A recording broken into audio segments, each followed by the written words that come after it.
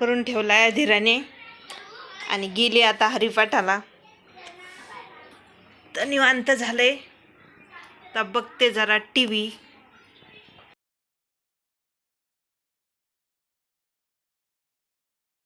काय झालंय लाईटला?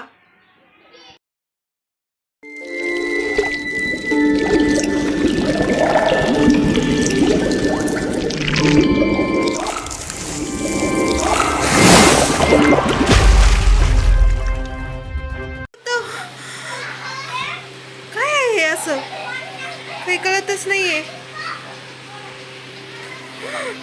आत्ता जे बघितलं ते स्वप्न होतं की खरं होतं देवा काहीच कळत नाहीये. पण एवढं कळतंय की आम्ही जे करतोय देवी देवतांना प्रसन्न करतोय ते काय एवढं सहज शक्य नाही. जिथे चांगलं असतं तिथं वाईट असतं आणि जिथं देव असतं तिथं दानव तर असतोच. मला वाटलंच होतं काहीतरी अपशकुन होणार. तेच मला काही दिवसापासून जाणवत होतं, भासत होतं, पण मी ते सांगितलं नाही. अधिरा तर सांगण्यासारखीच नाही. अधिरा खूप छोटी आहे. तिला सांगता येणार नाही आणि तिला कळणारही नाही.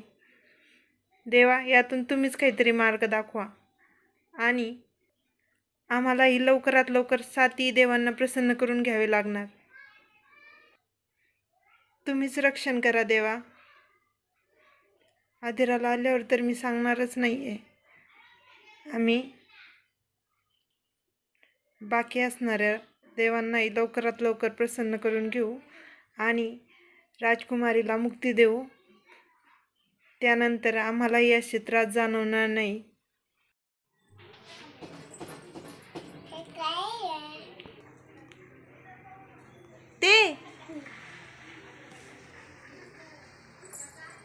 ती शारदा माता आहे आधी. हो, सरस्वती माता म्हणजे शारदा देवी. ही विद्येची हो वाजायचंय ना तिच्या हातात.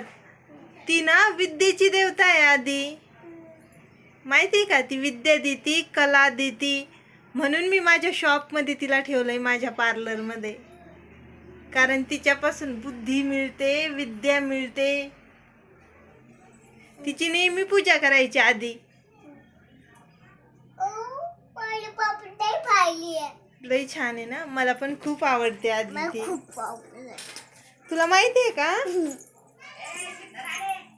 तुला माहिती आहे का? तिला जर आई म्हटलं ना तर ती नेहमी संकटात धावून येते.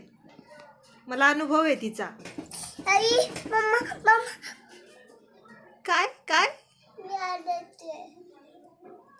चल जायचं घरी. अधिरा खेळते भांडे. अधिराने काय बनवलं हे तर सरस्वती बनवली अधिराने.